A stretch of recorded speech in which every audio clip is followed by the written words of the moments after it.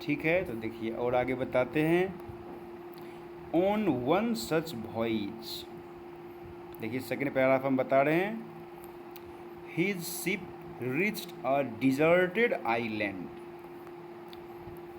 तो ऐसी ही एक यात्रा पे उसका जहाज़ एक डिजर्टेड आइलैंड में पहुंचा। ध्यान दीजिए, हमारा वर्ड आ रहा है, उसको मैं बताऊं आपको। ये देखिए वर्ड है डिजर्टेड।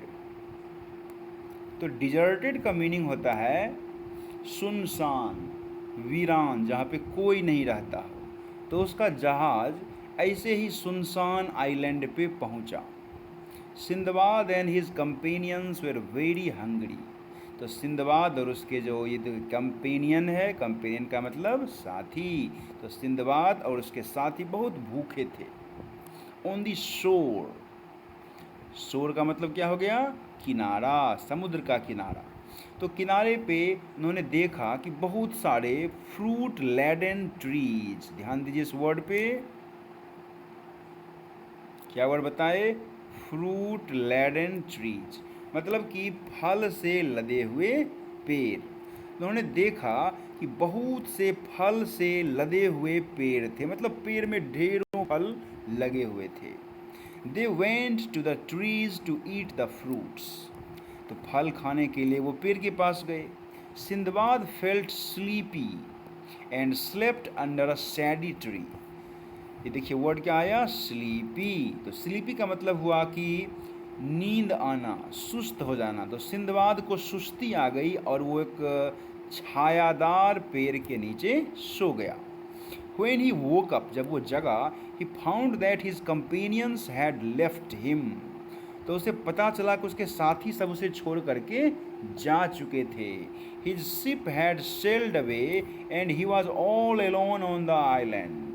तो उसका जहाज जा चुका था। ये जो वर्ड है सेल अवे, मतलब कि पानी में से तैरते हुए, खेवते हुए, इस तरह से, यानी कि उसका जहाज जा चुका था और वो इस आइलैंड पे कैसा बच गया? बिल्कुल अकेला। ठीक है, अब देखिए फिर से बताते हैं अगले पैराग्राफ में क्या क्या है। As he was walking along the shore, जैसे जैसे वो किनारे के साथ साथ चलता जा रहा था, he saw a big white and round object. उसे एक बड़ा सा उजला कुछ गोल गोल चीज़ दिखाई पड़ी। Sindbad thought that it might be the roof of a house. तो सिंदबाद को लगा कि यह कोई घर की छत होगी।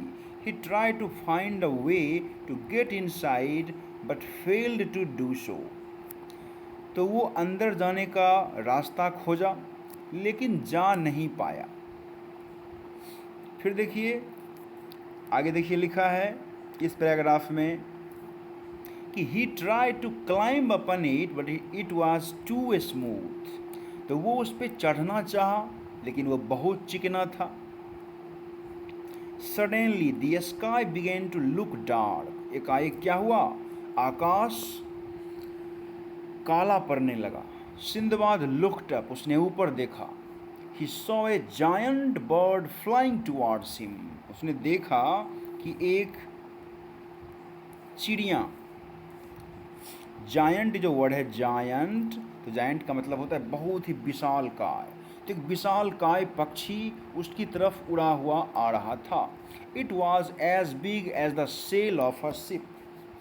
तो ध्यान दीजिए एक वर्ड फिर से क्या आया है, ये देखिए वर्ड है सेल।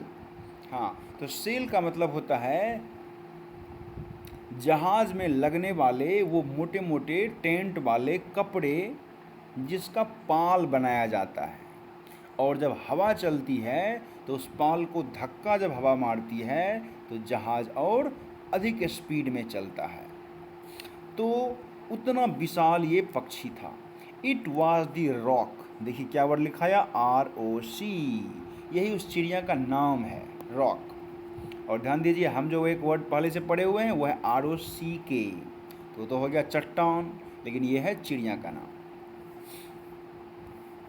तो लिखा है Sinbad had heard from the sellers about this huge bird. तो इस विशालकाय पक्षी के बारे में सिंदबाद ने पहले से ही सुन रखा था कुछ नाविकों से।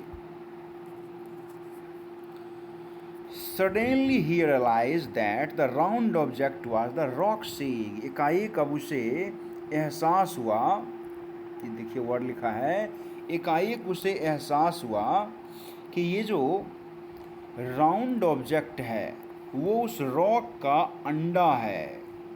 रॉक्स एग मतलब कि उस चिड़िया का अंडा है। He now understood that he had walked into a roc's nest.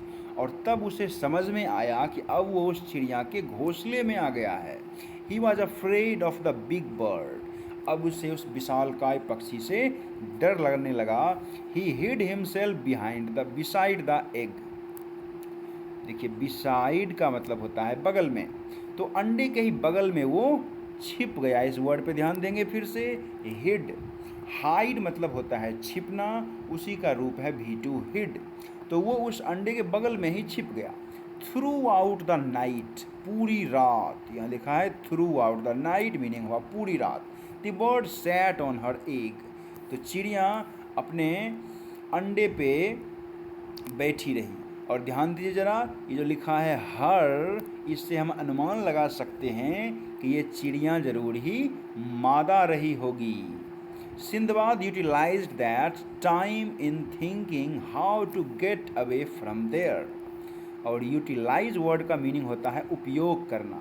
तो सिंदबाद ने उस समय का उपयोग किया किसमें, ये सोचने में कि कैसे यहाँ से, ये जो वर्ड है गेट अवे यानी भागना, कैसे यहाँ से भागा जाए, निकला जाए। ही फाइनली हैड एन आइडिया।